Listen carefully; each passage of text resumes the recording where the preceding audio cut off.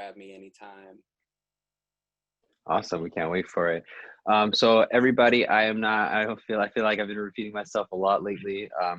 The proceeds go to a youth fund that we are creating, and we're going to be giving out stipends starting the week of the 17th. Without further ado, I want to give you the stage. Thank you, man.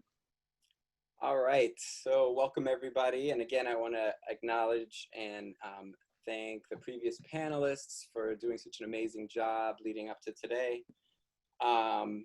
So like Ali mentioned, my name is Alberto Morales. I am a high school humanities English teacher in Portland at Casco Bay High School. I have had the privilege to work at all three high schools at some point in my school career. I've also worked at a couple of the elementary schools, some that aren't even around anymore. I've been here that long. I've been teaching in total about 21 years. I started off in New York City, spent some time in Cambridge, Massachusetts, both at schools that were startup schools, community schools started up by families in the communities because they wanted to better serve their students. They didn't feel like those students were getting what they needed out of their education. I have also been involved here in the Portland Public Schools and a lot of the equity efforts that have been going on with the equity leaders cohort and several other things. I have also been really lucky to be a part of some research that is in collaboration with Bowdoin College and Professor Doris Santoro, through research interviewing teachers of color in the district and gathering data, basically to aid in the retention and the recruitment of teachers of color. So that's a quick version of me and who I am. I grew up in New York City on the Lower East Side of Manhattan. You know, 70s and 80s. So some of you probably remember things like the Bronx is burning and all that. I was not in the Bronx, but I was in the same era. And I think a lot of that has informed where I'm at, where I come from as a teacher. So I'm gonna share my screen here, and I won't probably be able to see questions and things like that, but I think Ali is going to moderate that. All right, so without further ado, let's get this going. All right, so I am going to ask you guys to take a look at these quotes for 15, 20 seconds. You probably won't be able to read them all, and just kind of keep them in the back of your mind as we go through this talk.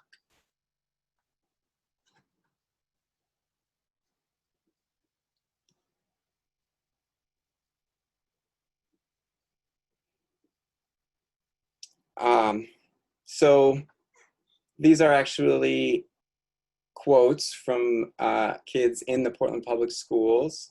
And I want you guys to keep these because I want to keep our student voices centered throughout this, and because that's what we're here for. That's what we're all about ultimately, is our students and their families when we are working in education and working as educators.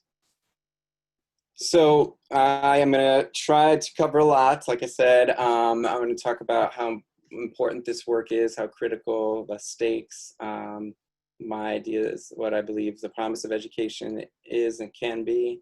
I'll look at the current state of education especially for our Black, Indigenous, and students of color, and the primary effects of what is going on too often in our schools. You know, it's a modern manifestation of racism. It looks different than what it did 10, 20, 30, 40 years ago, even though there's still a lot of the legacy that reaches and permeates throughout. And then hope to get to what ideally our schools should be and how we can get there. So you'll notice that I clearly have a professional crush on a few people, Dr. Bettina Love being one of them, and Paul Gorski being another. amongst many that I drew on, just channeling their work, mixing it with my experiences.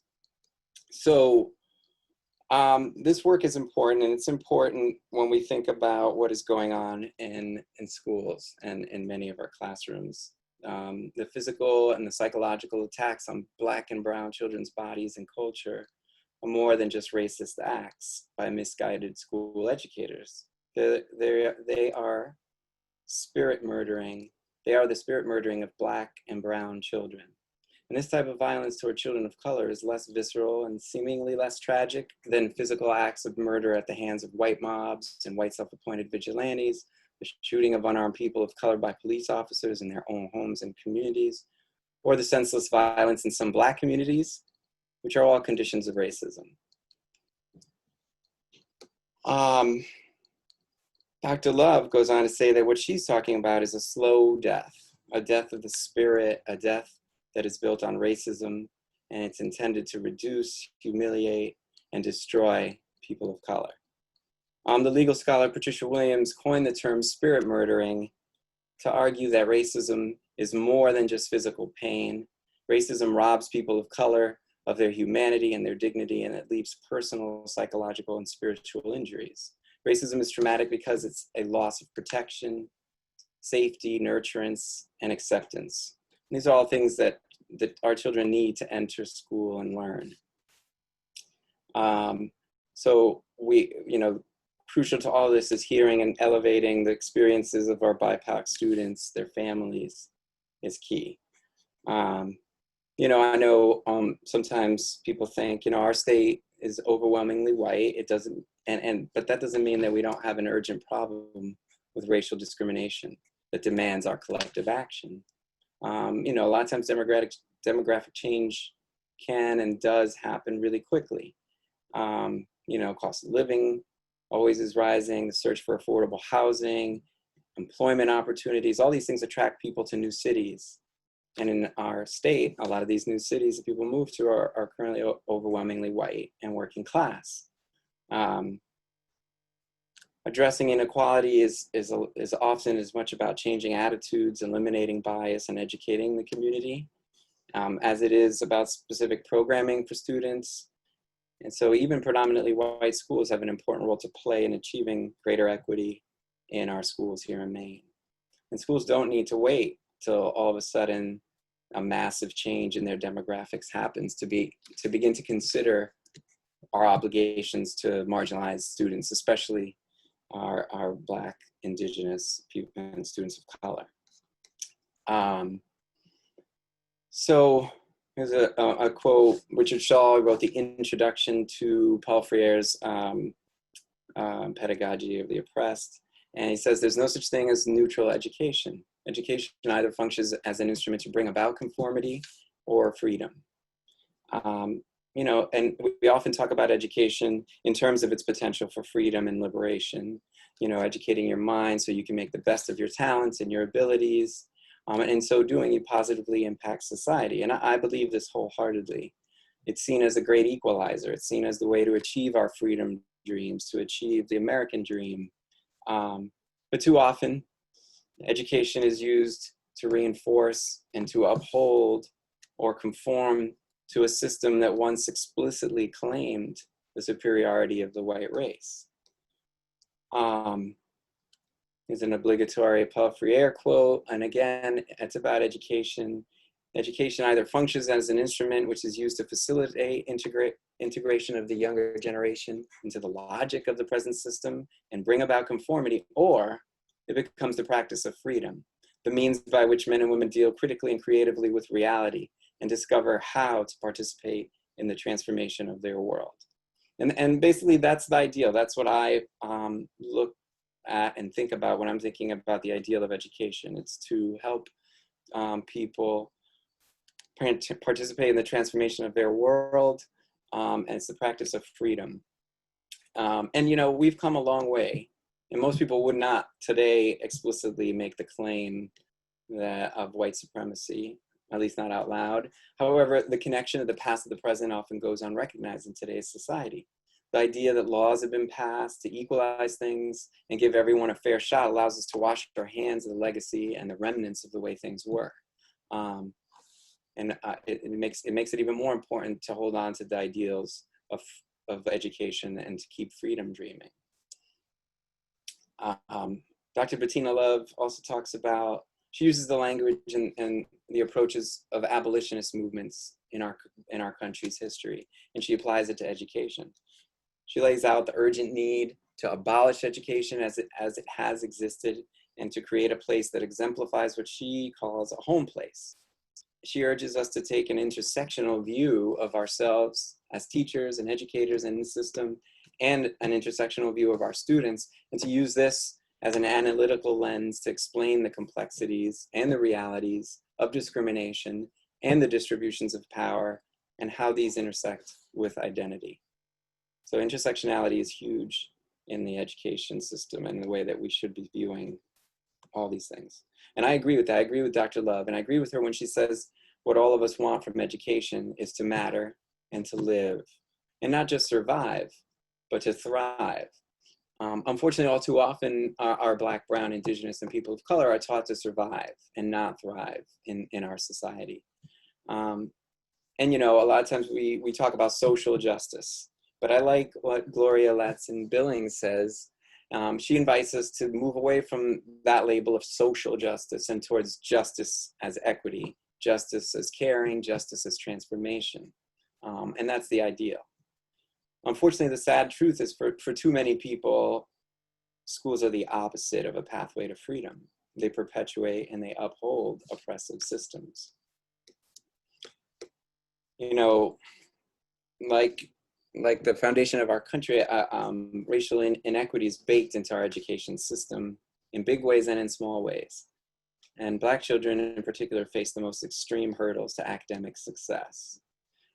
We see this in our poorly funded schools for Black children. We see this in the legacies of Jim Crow, police violence in schools and in communities, mass incarceration, negative and racist societal messages about Black students' academic abilities and their strengths, the cyclical problem of our BIPOC students not seeing themselves represented at school and avoiding the teaching profession, resulting in a lack of teachers that are BIPOC, lower graduation rates for these students, more special ed designations in some cases, more suspensions, expulsions, physical restraints, disconnection from school, and connections with the criminal justice system. There's another thing that Bettina Love talks about is the educational survival complex. And this is where industries are making money off of these narratives about Black and brown children, that they're defiant, violent thugs. And it's clearly not true. This is about racism and how it plays out on Black and brown bodies.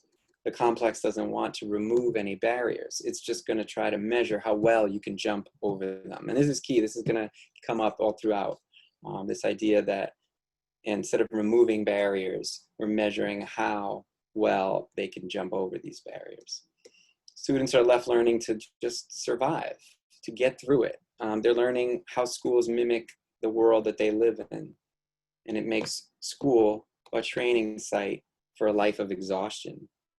What's occurring today in our schools too often murders the spirits of our children, our BIPOC children. It too often criminalizes these students, entering what we'll talk about later, the school to prison pipeline. At the root of all these injustices are racism, persisting segregation, and ultimately violence. You know, as a nation, we've been counting on education to solve the problems of unemployment, of joblessness, of all the problems that we see in our society. But, you know, education didn't create these things. And if we just look to education to solve them, we're in trouble, right? Before falling schools, before poverty, before homelessness, before police brutality and crime, there was racism. And the racism was built on centuries of ideas created to confuse and to manipulate everyone, but particularly BIPOC peoples, into believing that they didn't count. They didn't count to each other or themselves. And ultimately, they didn't count to this country. I'm going to take a second to tell a bit of a personal story there. That's me in the graduation cap and gown, I think 5th grade or maybe younger. I can't remember. And my little brother in a gown and my dad. And I just want to tell this quick little anecdote or story just to illustrate how racism directly and indirectly impacted me and impacted my father's education. You know, my dad through explicit racism and was ultimately pushed out of school, and then for me. So for me, well, let's talk my dad. You know, he had immense struggles in school. He went to school in the, you know, late 50s and 60s here. He was born in Puerto Rico, but pretty early on, yet when he was young, his dad and him came to New York City. His dad opened a store in New York City, like a candy shop or something, a little bodega. And my dad was enrolled in school here. And he never did well. And he did not feel like he connected if he belonged, you know, and he never really, I don't think he had the language to analyze this, to step back from it and understand what happened. But, you know, in talking to him, I would get little bits and pieces. And one day I was talking to him about it, and in the conversation it came up that he always sat in the back of the room. My dad always wore glasses, you know, my whole life. And I said, "Do you have glasses then?" He said, "No." I said, "Why do they stick you in the back of the room?" He said, "I don't know." I said, "Did they ever ask you why, you know, if you could see the board, you know, you were clearly struggling, they ever try to find out?" No. You know, he was treated poorly because they thought he was like, he basically was treated like an immigrant. He didn't speak English as his first language, and basically viewed as less intelligent. So, of course, he left. He dropped out of school. I'll come back to him in a little bit. Now, my experience was different. I started off in schools in my neighborhood that I mentioned before, which is an economically struggling neighborhood. It was predominantly Black and Latino. And I went to school there for my early years up to, you know, after my kindergarten year, at the end of the school year, in a parent conference between my mom and my teacher starts talking to her about how I'm very different than the rest of the students. You know, she said things like, he doesn't belong with these kids. These kids are not like him. And basically she told my mom about this program. It was an opportunity to allow me to get out of my school district and to attend public school in a different district than mine. You know, so secretly, quietly, what is that saying? It's saying that there's something wrong with the school district that I went to. They got me out of there. I ended up being bused to school across town in the West Village. So, you know, two different realities, two different worlds. I went on Christopher Street was my school. And it was a whole different system. This school was a community school as well. It was started by the parents and the families of people in this area. I always jokingly refer to it as a hippie school. And they, you know, I call the teachers by their first name, and they did things that were super progressive, things that now is obviously best practice, but back then was different and was strange. And I did well, I did great. And that trend of this person who, you know, not coincidentally was a white teacher, that trend went on through my school. At the end of my middle school, a guidance counselor pulled me into their office and told me about this opportunity to go to a private all-boys Catholic school in Manhattan. My plan at that time, I had, you know, no money. There's no way I was going to any private school. My plan was to go to Bronx Science at the time. I took you know, there were 3 schools in New York City that you tested into. There were public schools, but you had to take a test. And I decided I was going to go to Bronx Science. That wasn't ideal. I was in Manhattan. I was going to have to travel over an hour every day there and every day back.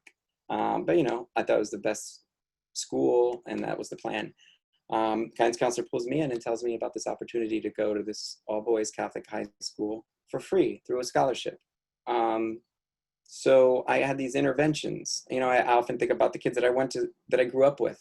They didn't get these opportunities. They didn't get this like hand from above coming in and pulling them out and sending them somewhere better. And I wasn't harder working than most of them. I wasn't smarter than most of them. And many of them, you know, today have not ended up in the most successful places. They haven't achieved any part of the American dream. You know, my dad, coming back to him, he eventually, when I was much older and he was older, he went back and he got his GED. And it's kind of strange. It didn't help him in any way. He was driving a truck. He was a truck driver, and it wasn't going to help him. But it was super important to him. I don't, at the time I was kind of confused about it, but I see now that it just represented this idea of success and just kind of being more fully integrated into our society. So, this GED for him represented a dream of freedom and access to the American dream, like I said. And again, why did his educational experience play out the way it did? Poverty was definitely a part of it, but there was definitely a piece of it that was about racism. I think it was a major piece in our two realities. So it's important to think about that and think about how race plays into these experiences. And it's a balancing act. It's a balancing act to both refuse to categorize people racially and recognize that people live as racial group members in our society. And if we do this, this allows us to analyze and transform this racially unequal world. A lot of people feel uncomfortable or wary using a racial lens when looking at our society. But we're products of a world that's been organized for 6 centuries around the phony biological categories that were invented in order to justify the unequal distribution of resources. And it's a balancing act, like I said, to do this, to not solely categorize people by race, but also remember and look at things through this racial lens.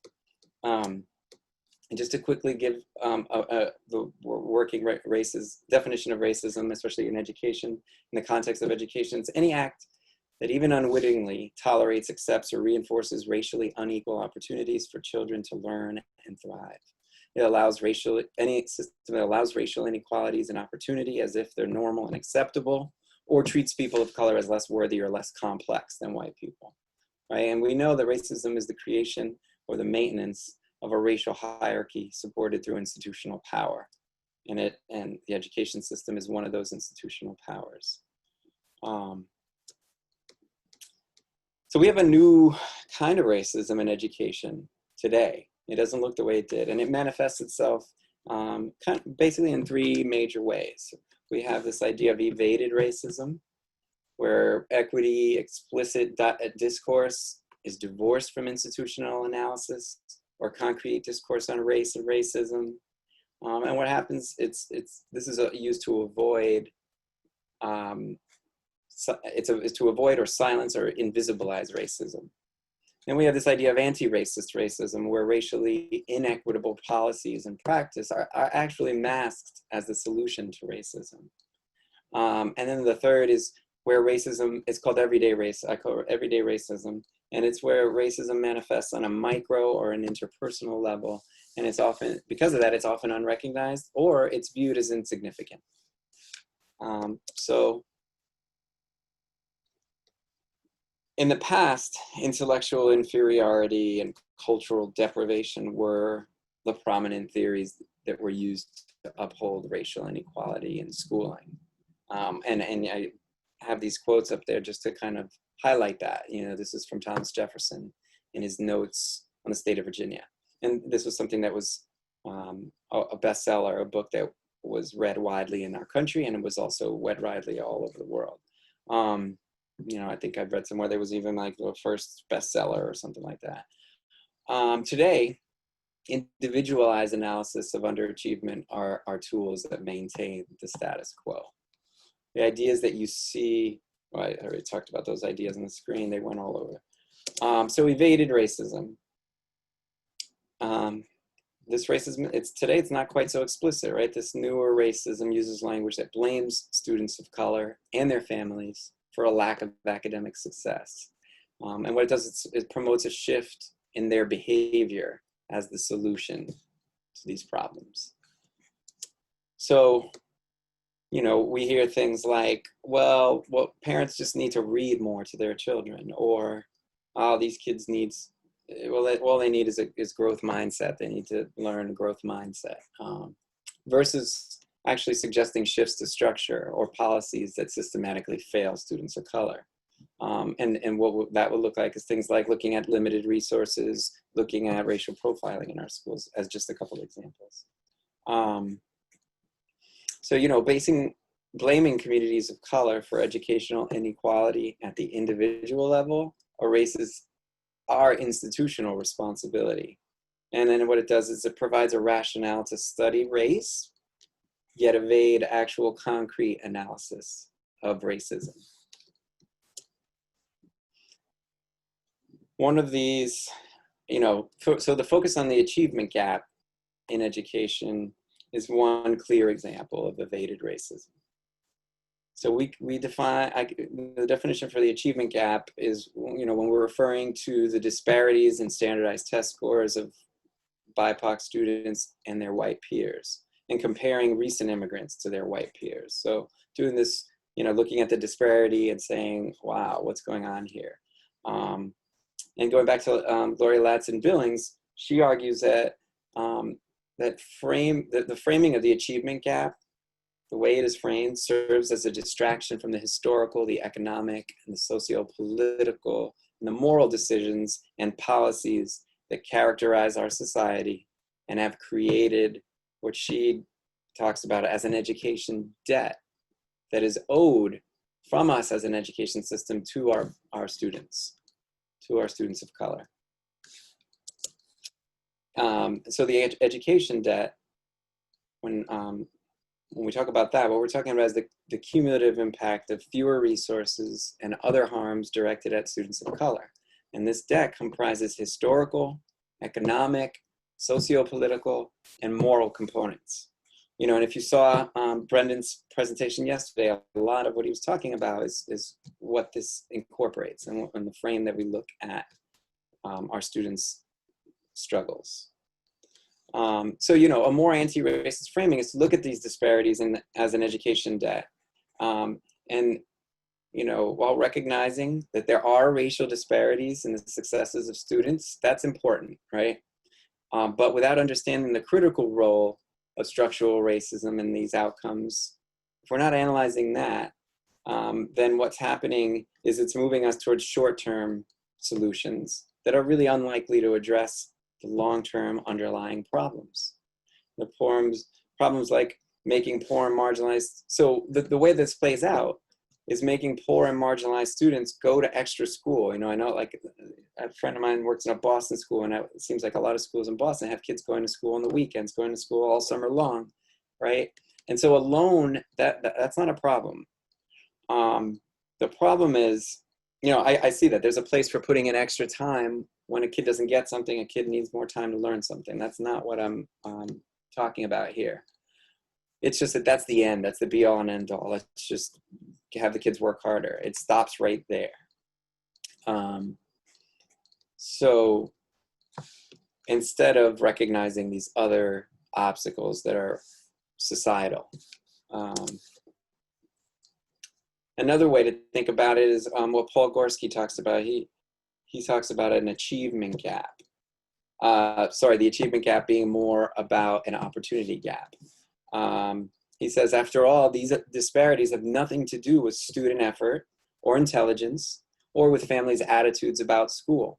They only reflect students' disparate levels of access to the resources and opportunities other students no smarter or more dedicated to school enjoy. And then we're holding our students accountable for these things that are out of their control, right? These ideas are closely connected to deficit ideology, which is the belief that people experiencing struggles in our society do so as a result of a natural result of ethical, intellectual, spiritual, and other shortcomings, right? Their struggles are a result of attitudes, behaviors, cultures, and mindsets. In education, we must beware of this kind of thinking, and we must recognize that this is masking realities that we won't see if we fall prey to this kind of a mindset. Can we expect to erase outcome disparities that are most closely related to barriers and challenges experienced by people experiencing racism, poverty, etc., by ignoring those barriers and the challenges that they face? No, no way. And so what this leads to is this widespread belief that a major problem is that families, for example, don't care about education enough. And we spend all this time and resources, all these resources, trying to address a problem that actually doesn't exist. And what it does is often further alienate our most marginalized families. All parents and all families care about their children's education across every race, across every culture, across every economic class. I believe this 100%. So another place that we see this this new kind of manifestation of racism is we all, I think, acknowledge the importance and the reality of diversity in schools.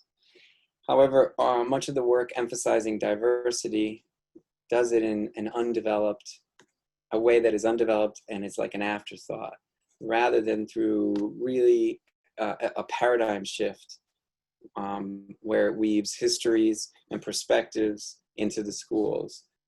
So in reality, in this sort of afterthought way, what it ends up doing is reaffirming racism.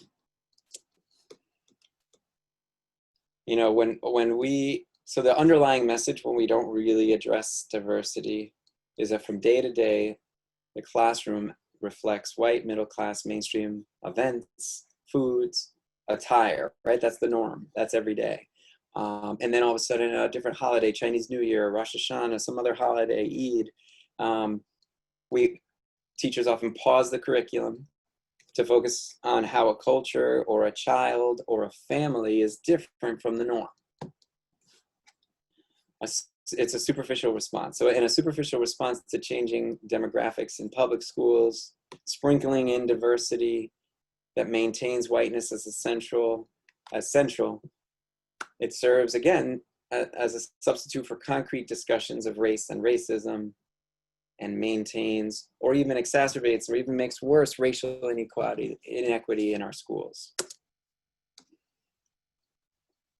So, and like so many ideas and initiatives, it's like diversity, or it used to be called multiculturalism when I went to college.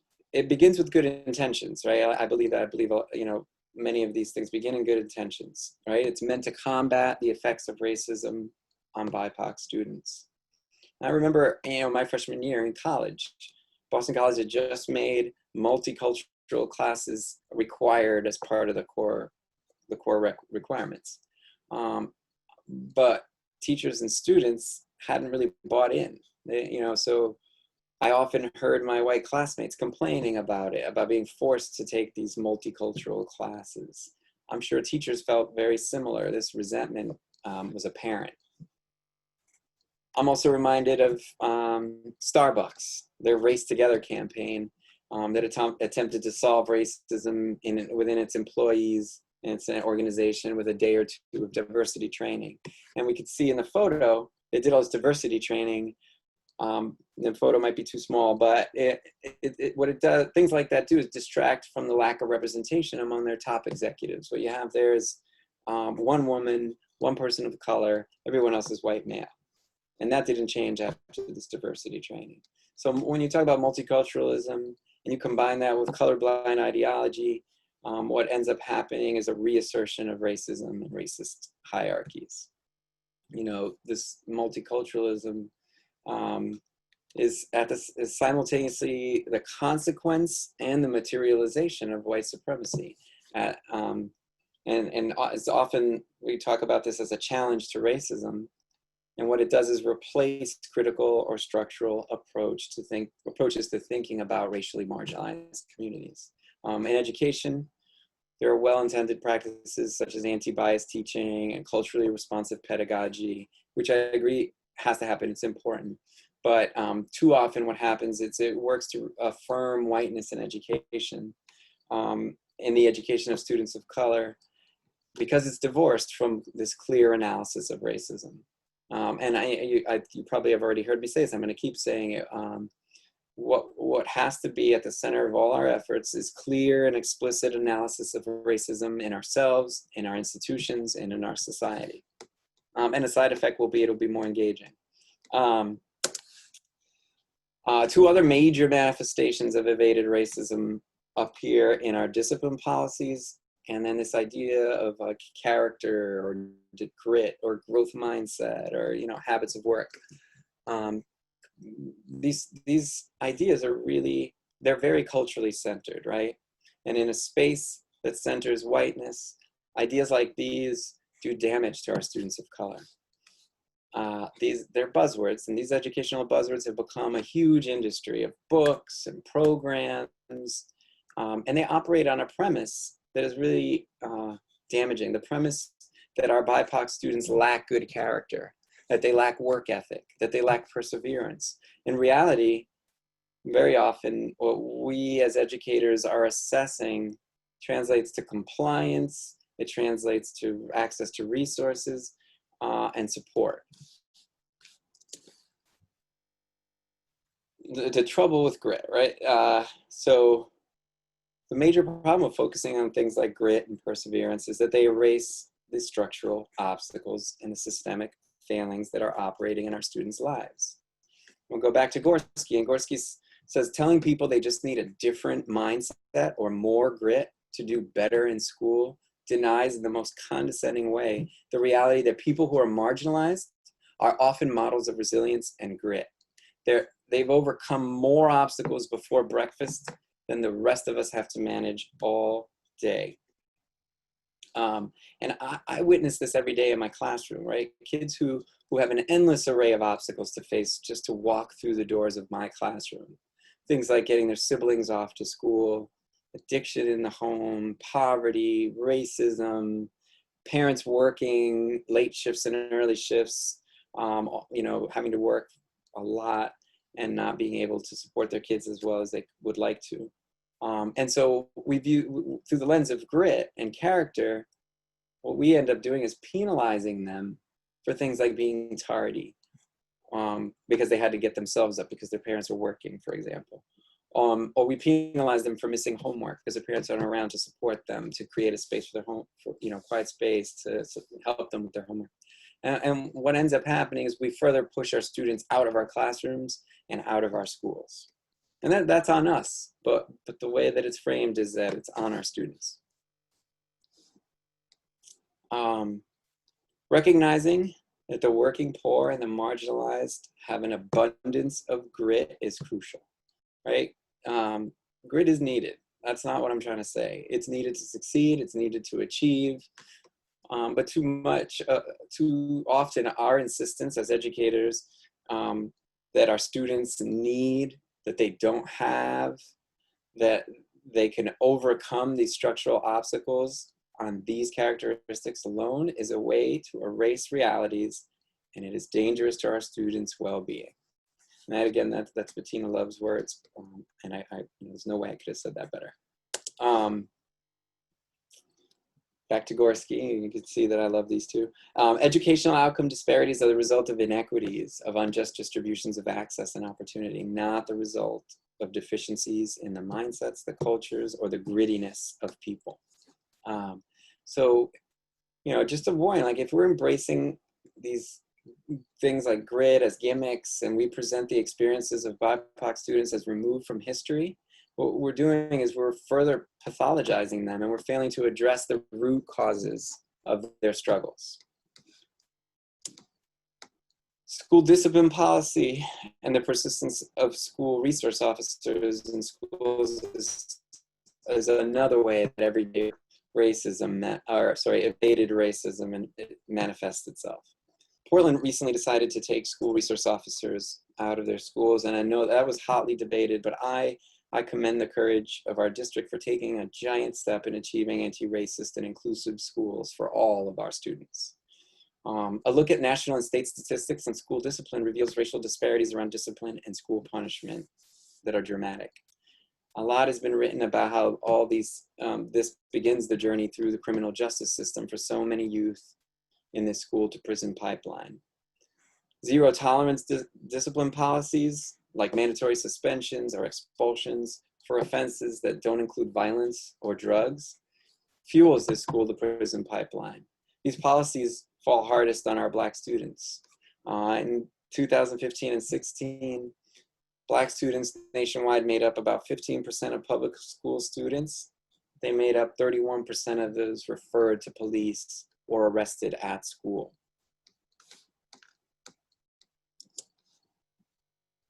legalized racial violence has now been institutionalized through school policing and excessive school punishment. I thought about including a video clip of this in action, of this violence being enacted, physical violence on our students. But I decided against it. It's too ugly.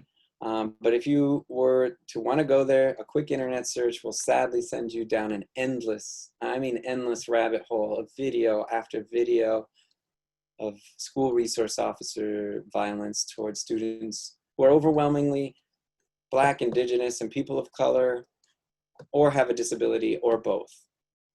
When SROs are present in schools, students are much more likely to get swept up by police officers stationed in the schools, and then they're hit with criminal charges for behavior that was once handled in the school and by school administration. If the offending student is sent to administration, then they're often required to implement these zero tolerance discipline policies. And those are usually coming from the school district, and we luckily don't have too many of those. It mandates suspension and expulsion. Well, I should say we don't, at least where I've been, for various infractions. When a decision to suspend a student is left up to an administrator's discretion, Black students are far more likely to be punished than their white peers. When students, and now what happens? Students miss school, they fall behind in their classes, in their programs, counseling service, and they're more likely not to pass. So the pipeline continues with a lack of tutoring programs, counseling services, college access programs, after-school programs, healthcare, proper nutrition, and other support services that would assist students who are falling behind. If a student makes it through this gauntlet, the gauntlet of all these perils, then they have high-stakes end-of-course exams waiting to deter them from graduating. Here in Maine and Portland, there was a study done by the Muskie School of Public Policy called School-Based Policing in Maine. And I just want to highlight a couple things. They reported that there's been a sharp increase in juvenile arrests since we deployed SROs. And it's especially pronounced for students of color, students with learning disabilities, and students from other vulnerable populations who may be socially marginalized or economically disadvantaged. Interactions with law enforcement at school could be alienating and humiliating, a humiliating experience for these students. I know that a lot of students, a lot of people, especially white people, don't have that experience and have a hard time fathoming that. The ACLU found that schools with police presence report 3.5 times as many arrests as schools without police presence. Students who are arrested in high school are 3 times as likely to drop out. Students who appear in court during high school are 4 times as likely to drop out. And students who drop out of high school are 8 times more likely to end up in the criminal justice system. So this, keeping them in school is crucial. It's crucial. Black students are 3 times more likely than white students to be arrested at school. And in some places, in this country, they're 8 times as likely to be arrested as their white peers. And for girls, these racial disparities are even worse. Black girls are 4 times more likely than white girls to be arrested. And in some states, they're more than 8 times as likely to be arrested.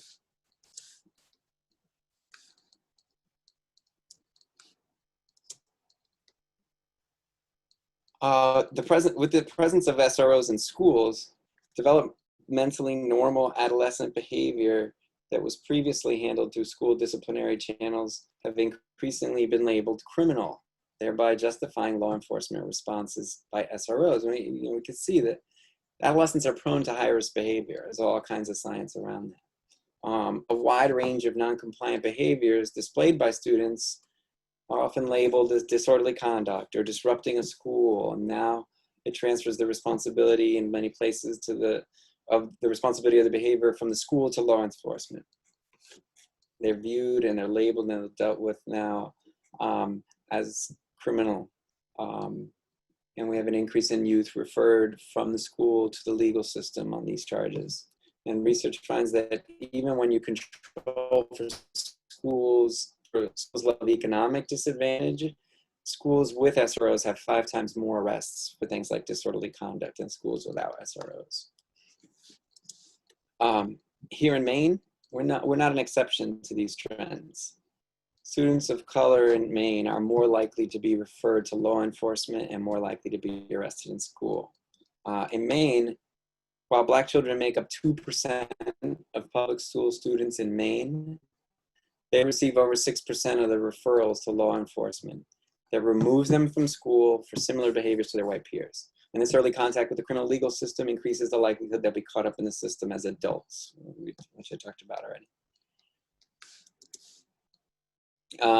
In Maine, in 2019, 15% of the students that were removed from classes were Black and were less than 2% of the population.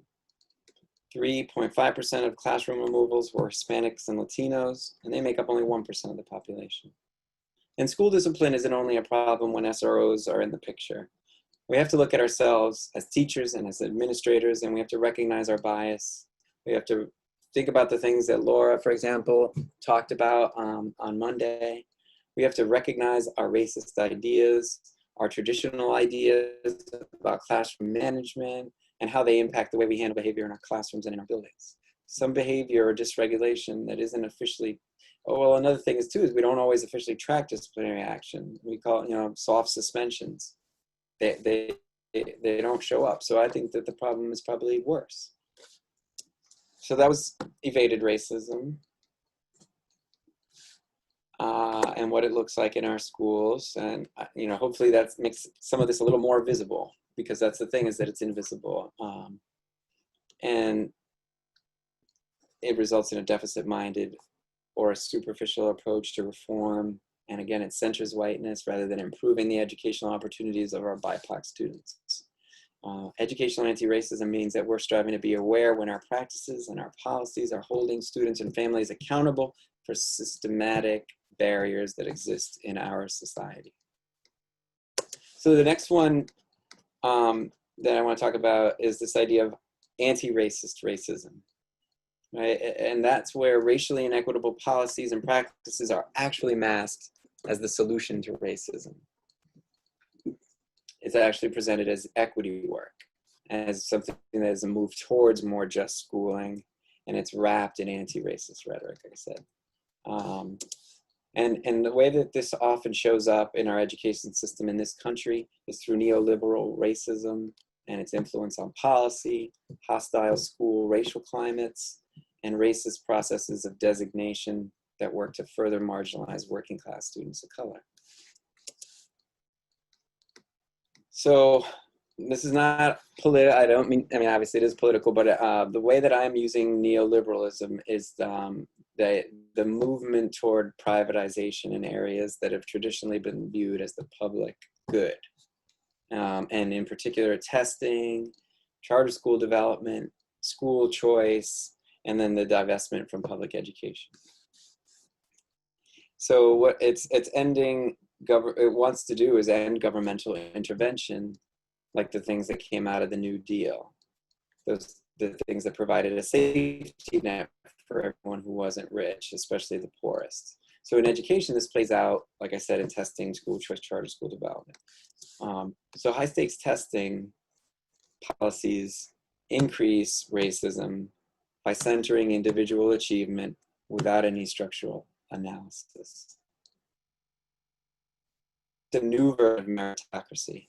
It's presented as a narrative of accountability for achieving racial equity in schools, but corporate interests are driving testing practices that serve to affirm these racial hierarchies of student success. They do not serve students of color, and they do support white supremacy. Standardized tests produce data that we could look at, and we could identify achievement gaps. And then if we don't see the scores of low-performing racial groups increase to close the gaps, teachers, schools, and students are held accountable to punishments like funding cuts, charter school conversion, or withholding diplomas, among many other consequences. And the idea is that these threats will lead to higher test scores for students from low-income families and students of color. And it's an assumption that our standardized tests provide accurate measures of teaching and learning. And the truth is, the test scores correlate most strongly with family income, with neighborhood, educational levels of parents, and access to resources, which are all factors that are measures of wealth that exist outside of schools. High stakes testing has, oops, what did I do here? Went too far.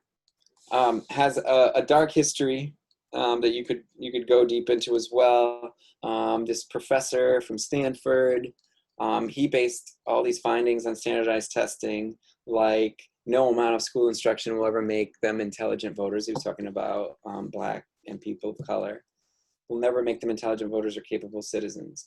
And he said things like children in this group should be segregated in special classes and be given instruction that is practical. And again, fitting with a lot of what Brendan was talking about. There's all sorts of racist connections to standardized testing, leading into IQ testing. Rises in test scores is really rarely connected to general improvements in student learning.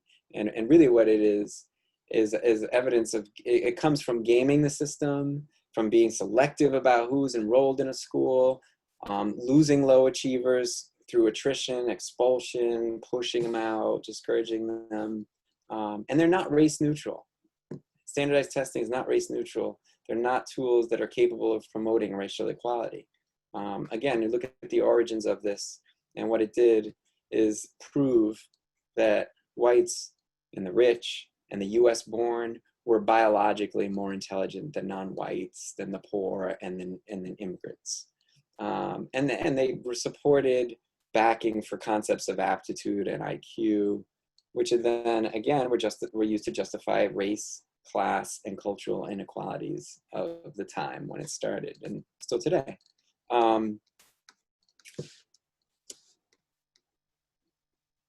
This testing was then brought about massively into the early on in our public education system. Standardized testing was brought in, a large part to that professor from Stanford. Standardized test scores were used to justify educational tracking for kids of color, for immigrants, and the poor. And again, to test students and ignore the societal structures and the failings of the education system is to put the blame on the students for something they have no control over or nothing to do with. Which I know I'm repeating, I'm going to keep repeating that. Anti-racist racism also shows up in the movements for charter schools, school choice, and divestment from public education. What you see if you read up on school choice policies is they often take a colorblind stance, but in reality, they advantage white and affluent parents, and they increase segregation. School closures disproportionately and negative affect working class, urban Black neighborhoods. School leaders, driven by mandates to privatize the public sector, end up paying less and less attention to the community's voice and their needs, which worsens educational inequality. At the same time that many public schools are closing across the country and charter schools are taking their place. They're spreading across the country and they're disguised as school choice. The school choice movement began shortly after public schools were integrated. It was and it is a movement that is rooted in fear. It was and it is a movement that flees from public education rather than fights for public schools that serve all children regardless of their income and their color. And it's no coincidence that the first school voucher movement gave public dollars to white students in Virginia to attend private segregated schools right after Brown versus the Board of Ed, which legally banned the racially separated and unequal education.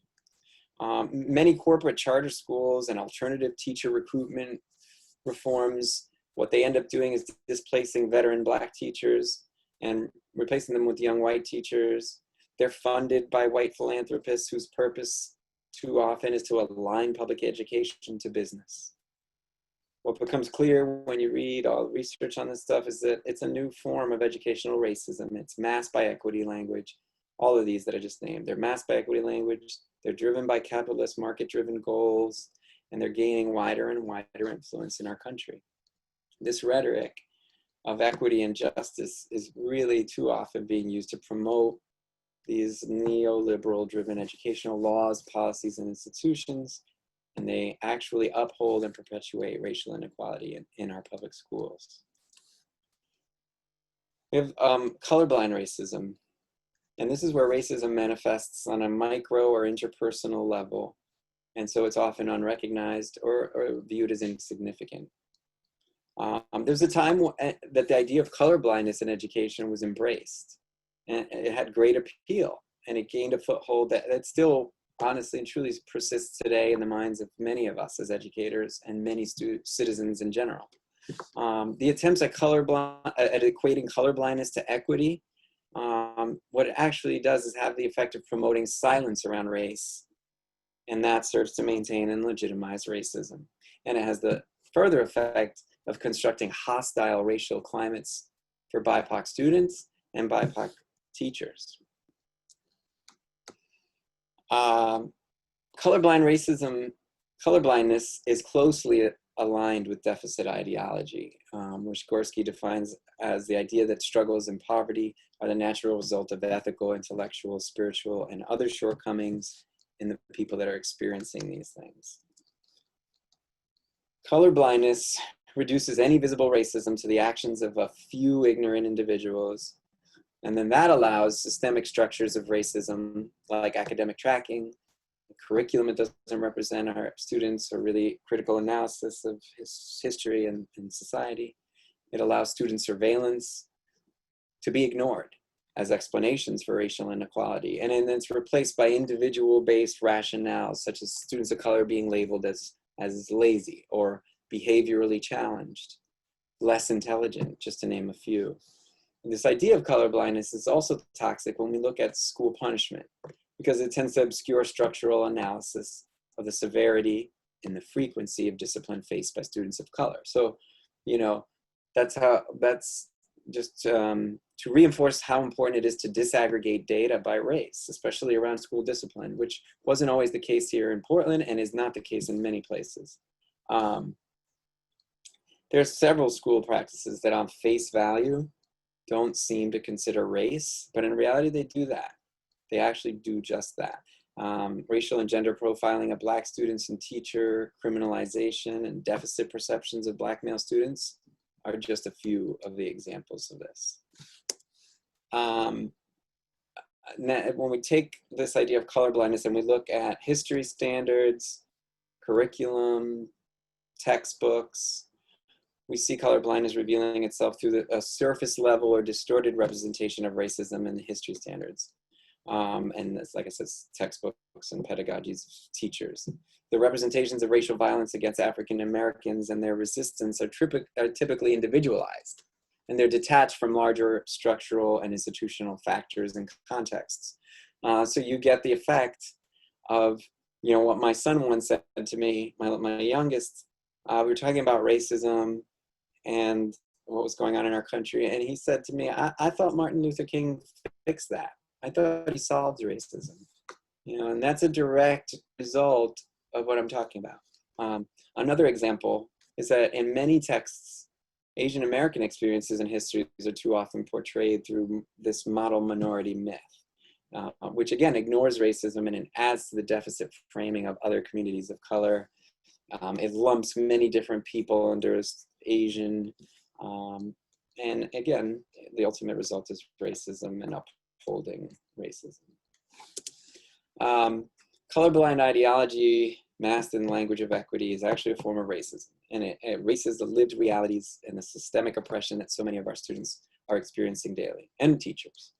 So we have to shift our analysis in our curriculums as teachers, in our pedagogy as teachers, from individualizing explanations of inequity to deep explorations of institutionally driven systemic patterns of displacement, of dehumanization, and criminalization.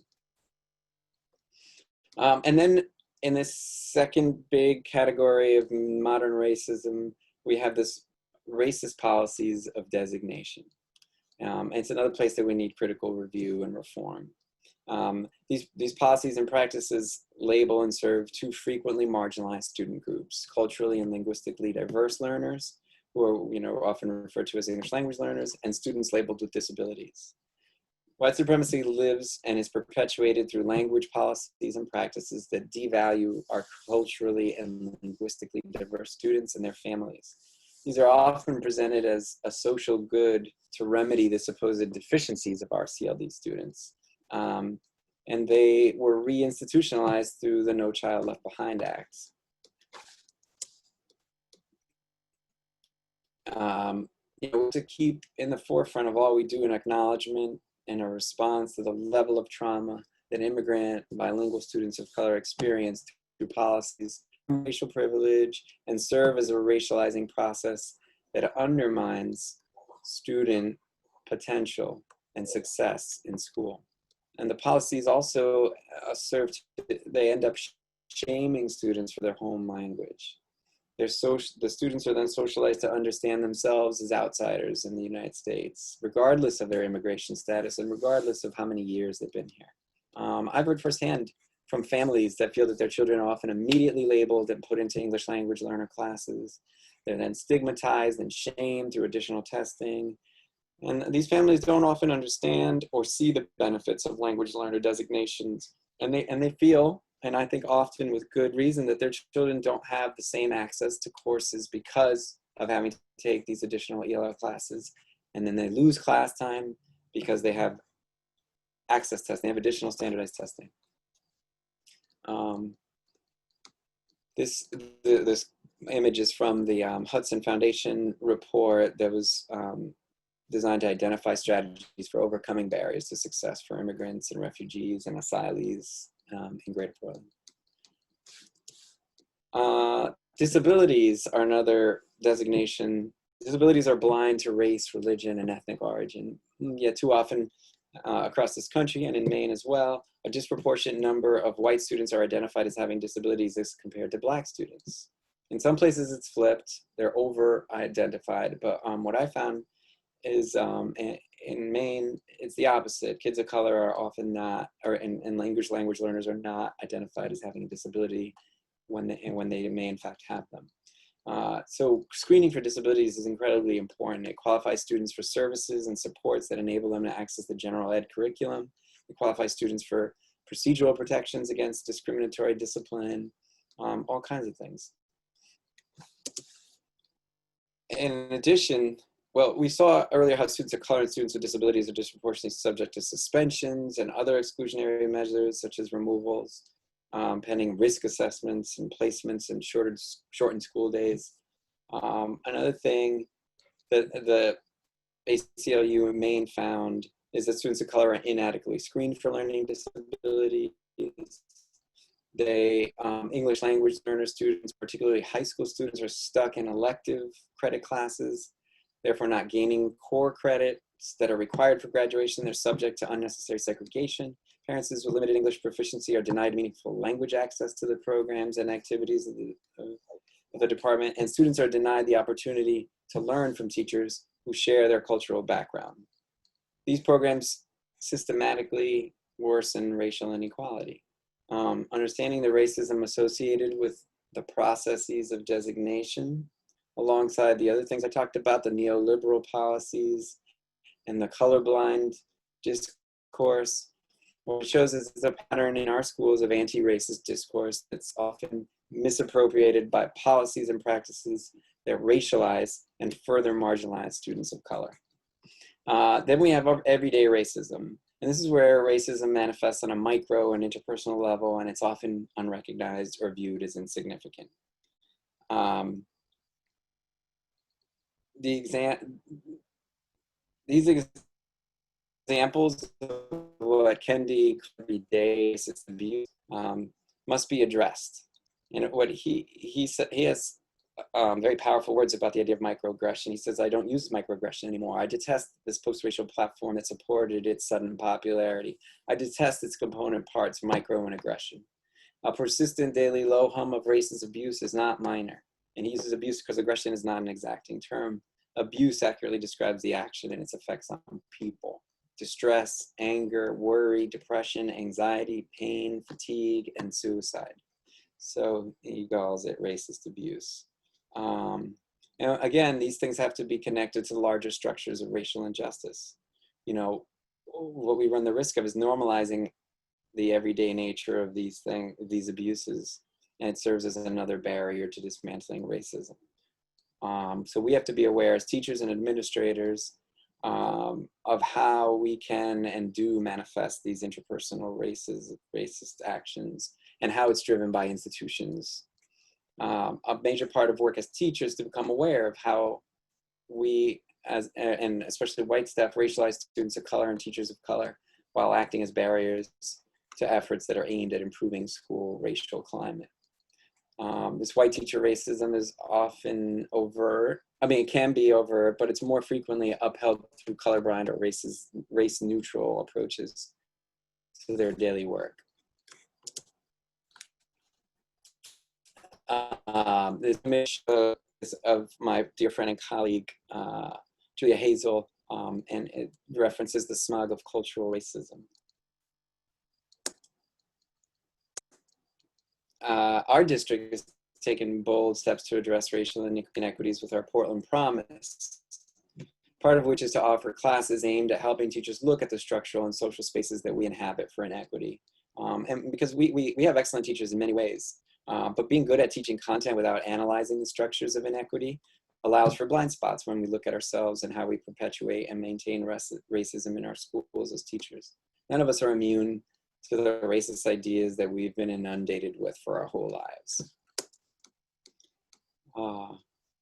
The last important aspect of analyzing everyday racism is to lift student and family perspectives and voices on this. So these two reports were done here in Maine. I mentioned the Breaking Down Barriers, there's another one, We Belong Here. And they are amazing resources because they lift up the voices of our families and our students. It's important to remember that the experiences of immigrant youth and students who have been here for generations and beyond, particularly Indigenous youth, are not the same, and they have unique features. We can't lump it all together. I just wanted to show these as examples of lifting up and listening to student voice. You know, this othering has untold consequences of trauma, and that I encourage people to go back and look at that image of the smog of racism that, that my colleague Julia created. In order to begin the work of creating spaces that truly encourage and foster freedom, we have to understand the impact racism has on our students' and teachers' lives. And all of this serves as collective and systemic mechanisms to maintain the status quo of racial inequity. So what should schools be? In my opinion, schools should be a place where we experience freedom, joy, restorative justice, and this is also the words of Dr. Bettina Love, that restores humanity, not just rules, and where we matter to ourselves, our community, our family, and our country. These goals of justice, liberation, and freedom are things that make our country better for everyone, for all of us. And that's what schools should be. There should be places like this, where we recognize that to achieve these goals, that we have to change society itself. What this looks like is teachers working with grassroots community organizations to address issues that impact our students and their communities. That we have to revision and reimagine curriculum with local and national activists to provide students with not only examples of resistance, but also strategies of resistance, and encouraging them to join and encouraging teachers as well to join in the fight for justice whenever we see injustice. Civics has largely been replaced in a lot of places by this character education that I talked about earlier. But civics education that teaches direct action and civil disobedience while incorporating the strategies and the methods of like modern freedom fighting, such as social media, impactful hashtags, online petitions. These things should be in our classrooms. They should be taught to our students. And schools should be a place where students feel safe, not places that perpetuate violence towards the students that we're supposed to be protecting. So it means demanding restorative justice in our schools as the school-wide and district-wide approach to improving school culture. I know that many schools in our district and all around, to varying degrees, are working to increase the capacity and the skills around using restorative approaches, but this is key.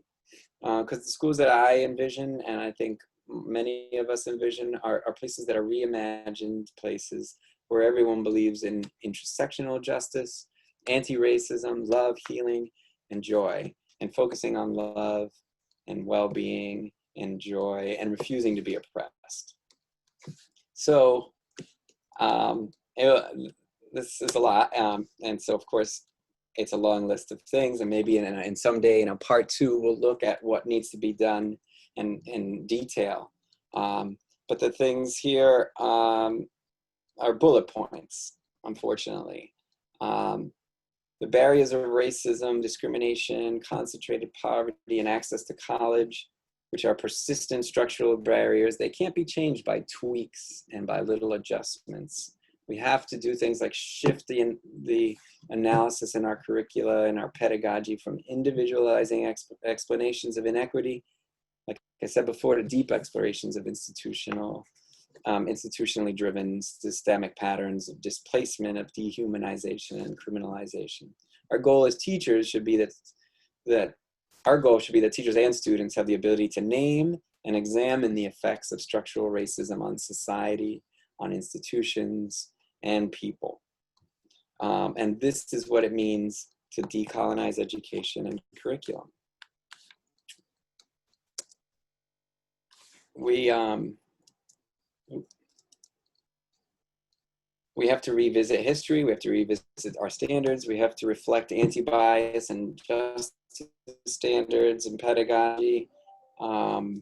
And like I said, structural views of racism, contextualizing resistance movements, these resistance movements as long and determined histories of activism and struggle for change, struggle for liberation, struggle for joy. And we have to highlight the contributions from a whole variety of people. And I want to shout out and give, as a good example of this, the work of a very good friend of mine here in the Portland Public Schools, Fiona Hopper, and in close consultation and collaboration with members of the indigenous tribes in Maine and other people in the Portland Public Schools. But she's spearheaded decolonizing our social studies curriculum here in Portland so that they reflect real hard history, they center resistance, and they make sure that all students leave knowing that indigenous peoples are alive and well in Maine today. We have to move from the current reality of our schools that too often and overwhelmingly center whiteness in curriculum and culture. Like I said, like it's framed as colorblindness, to these pedagogies that lift up in a sincere, comprehensive way the variety of cultures in our communities and that asks crucial questions about race. We have, removing academic tracking as a practice and increasing participation for our BIPOC students in AP and other academic opportunities, removing SROs like I talked about before, increasing access to counseling, addressing trauma, and social emotional learning has to be a part of this. Standards-based grading, which is using grading to help students become the leaders of their own learning and lifting the veil, to lifting the curtains on how to succeed. Authentic assessment and transparent grading are essential parts of a truly culturally responsive classroom. I mentioned before, collaborating closely with community organizations like Portland Empowered that facilitates this lifting of voices of families, because we must listen to the families. We must listen to students. We have to empower students to change school culture. Another thing that's going on in Portland is equity trainings and equity teams. We have to hire more teachers that are representative of the variety of our students. We have to hire more counselors. We have to hire more leaders of color. We have a class here in Portland about race in the United States. And again, this is about all teachers understanding inequality in a truly deep way, but also it's about healing. Teachers need healing because we're trying to fight the big problems in our country one student at a time. We don't always get the support, the emotional support we need. Yes, educators who are people of color feel the ever-present pain and the weight and the torment of racism, and we need therapy too. But white teachers have a different task. Many must first win the fight regarding racism and racist ideas within themselves before we can do all this work effectively. But like I said before, none of us, even BIPOC teachers, are immune from biased perceptions and actions towards those whose backgrounds are unlike our own.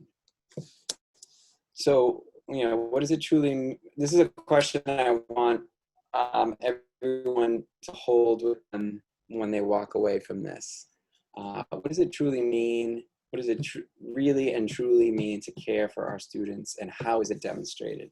And I found this letter in my internet research that I thought was beautiful, because basically it's a student recognizing that a teacher had unending faith in them, unending optimism and faith in their abilities to do whatever they wanted to do. But also, the last line of this note says, it says, "You have personally taught me that I have power to do something now. I always knew I had power, but I always thought that I needed to wait until I get older. Thank you for inspiring and awakening my inner activist." So, you know, regardless of how nice or kind any one individual may be, if we don't recognize the fact that we're all situated within a racially unequal structure that we often unwittingly perpetuate, racism will continue to live in our schools. Because racism involves a systemic failure of people and institutions to care for our students of color on an ongoing basis. And I don't think most people get into teaching or education to uphold and to perpetuate that reality. To truly reverse structures of oppression in education, we as teachers have to dig in, we have to reflect, we have to discover our identities in relationship to our students. We have to just discover systems of oppression, understand them, and we have to understand how we as teachers can be interrupters of the status quo. And to really, truly understand, authentically understand and address the needs of our students, or especially our Black students, white students and their culture must also be acknowledged. Whiteness has to be acknowledged and made visible, because only then can we recognize the ways in which white culture impacts the students of color's educational experience. So a key set of questions that we should always be asking as teachers and as schools and as districts is who or what is being represented, who or what is missing, whose stories are being told, whose voices are silenced. You know, equity audits are a good way to get at some of these questions, both yourself in your classroom, departments, schools, all the levels. When we all commit to more frankly and honestly discussing and critically analyzing and challenging structural racism, then we will begin to fulfill the promise of liberation through education. I'm getting to the end, so I'm going to skip the last part, but maybe I'll just show you the lyrics and we can see about questions and things now. I like to play music in my classrooms a lot and use it as a teaching tool. This is an excerpt from a rap song by one of my favorite rap groups, Run the Jewels. This is Killer Mike, who you may have seen addressing Atlanta during the recent riots. But it just, in the way that music can do, it very concisely captures a lot of what I just spent an hour and 20 minutes talking about. So I'm not going to play it. I will stop there, and thank you for your time and your attention.